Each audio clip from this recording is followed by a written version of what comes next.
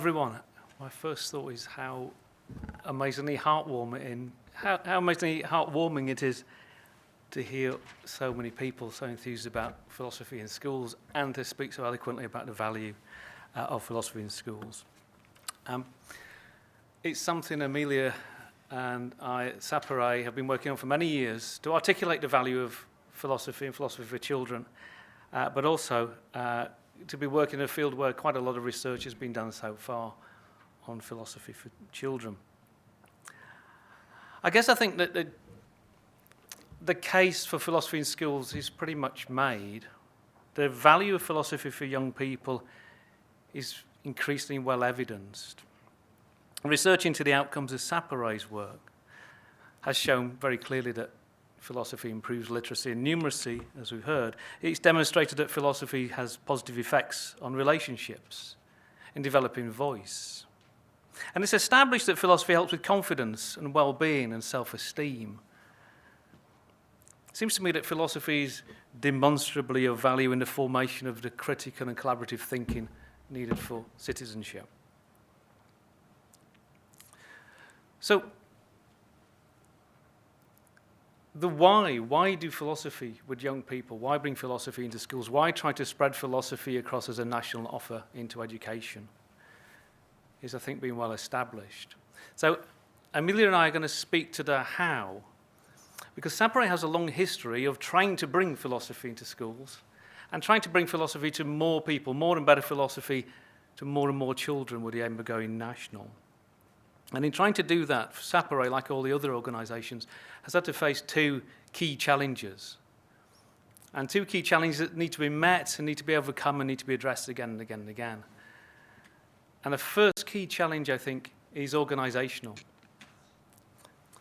What sort of organisation do we need to support this kind of growth? How do we grow and develop organisations that are fit for the purpose of getting philosophy to young people on scale? And the second challenge is philosophical. It's how do we develop philosophy and what kind of philosophy is going to be suitable to the task of getting philosophy more widespread in schools.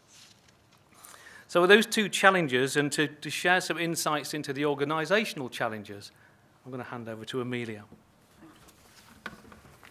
Thank you, Steve. It's as an educator rather than a philosopher, I guess, it's always humbling to be in the presence of so many people who know so much more about this than I do. I get to do the dull stuff about building the organisation, but actually I always say there's something really beautiful about an organisation running at a PER.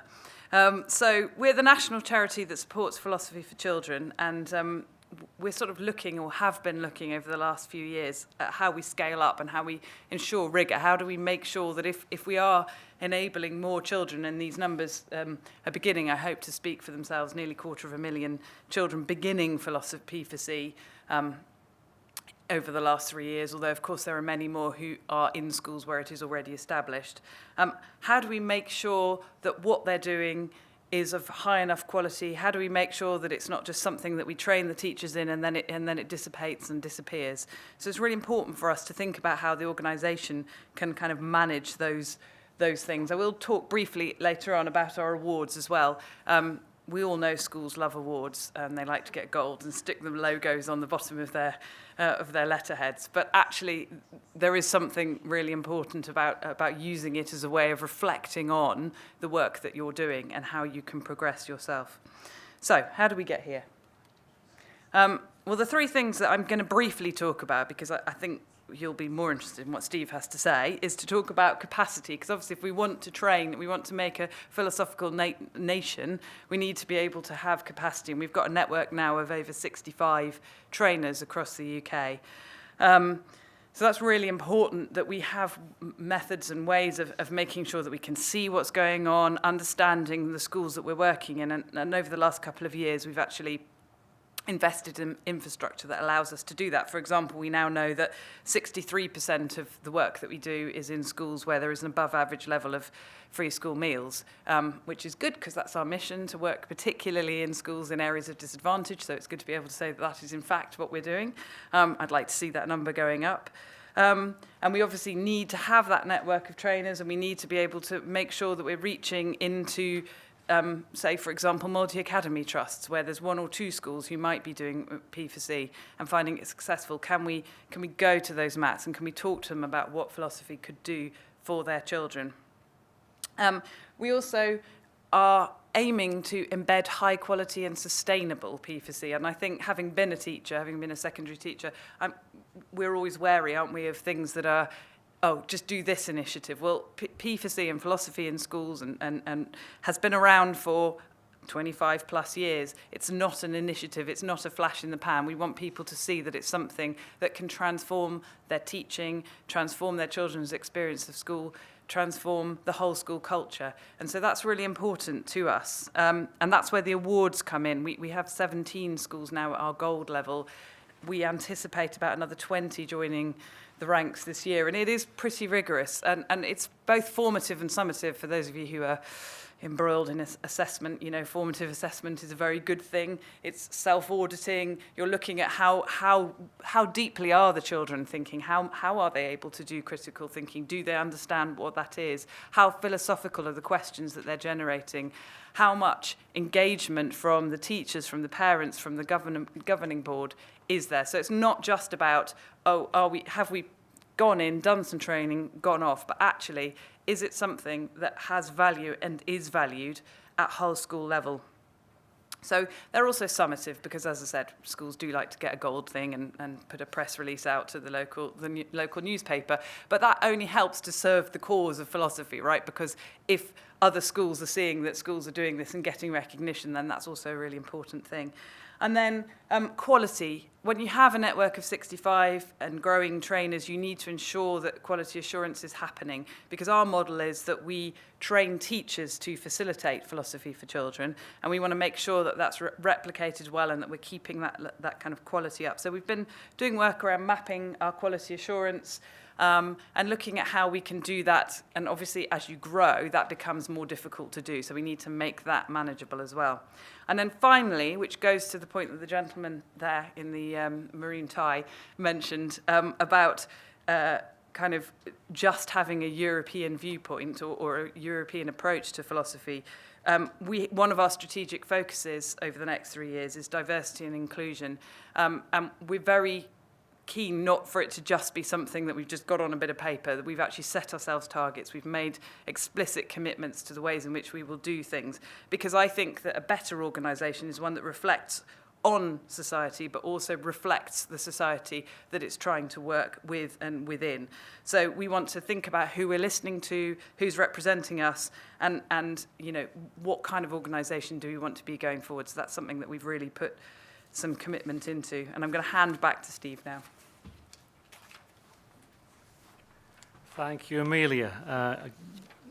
A snapshot there of the amount of work and the amount of engagement in the growth of an organisation like SAPERE.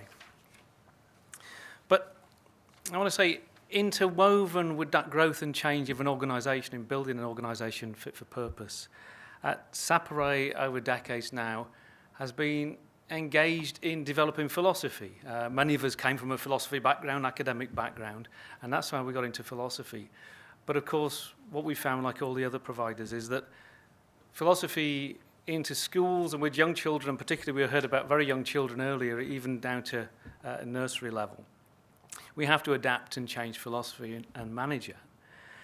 And for SAPERE, this is not merely about making philosophy more suitable and more usable in the classroom. It's not just about choosing stimuli that are age appropriate. It's not just about making the games interesting and using concept structures or graphic activities or kinesthetic movement. For SAPERE, how we've developed philosophy is more fundamental. It's more fundamental in our understanding of the meaning and the purposes and the value of philosophy itself.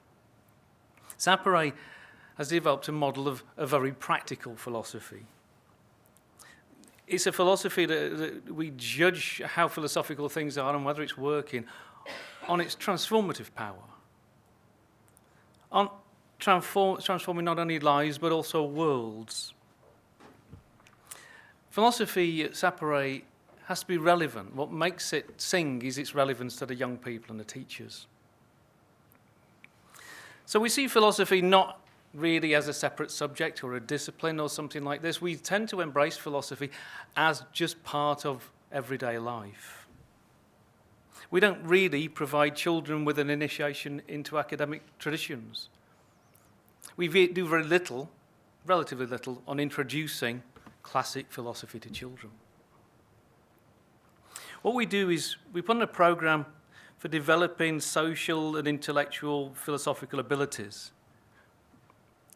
We train for the power of questioning, the power of dialogue, the power of reflection. And then we keep philosophy relevant by making sure that these powers are focused on the concepts that are relevant, the concepts that are transforming. Philosophy, to do its work and be relevant, needs to focus on the concepts that really matter. We heard from Grace earlier about moves to focus philosophy onto things that really matter. Now, this is quite a radical move towards a very practical philosophy, and I think it probably gets more radical for SAPERE and perhaps more playful. At SAPERE, we think of philosophy in the following ways, and there's probably two observations or assertions that are quite important. One is that they're both kind of about philosophy's universality. SAPERE believes that all people are to some extent have some of the skills and some of the moves for philosophy. We heard from Angie earlier about children being natural metaphysicians. Yes, young children ask big questions. Yes, children focus on abstract concepts. Yes, children want to make those philosophical moves. And yes, we need to bring in a lot of rigor and discipline and effort to make it philosophical. But SAPERE's view is how philosophy works is we build on what's already there. We work with what's already there with children. And similarly with teachers. Every teacher I've ever met has got a head full of philosophical questions about the meaning and value of the curriculum, about what child development really is, about what's worth teaching. So teachers are already beginning to be philosophically engaged. So again, we can build on that. So SAPERE's model is about a model of philosophical teaching and learning, where children become philosophical learners and teachers philosophical educators. So in our award system, in our training, we have kind of three levels of everything. We have children becoming philosophical learners, developing philosophical questioning, developing critical, creative, collaborative and caring thinking, reflecting on meaning and value, focusing on the concepts that matter. Our teachers become philosophical educators.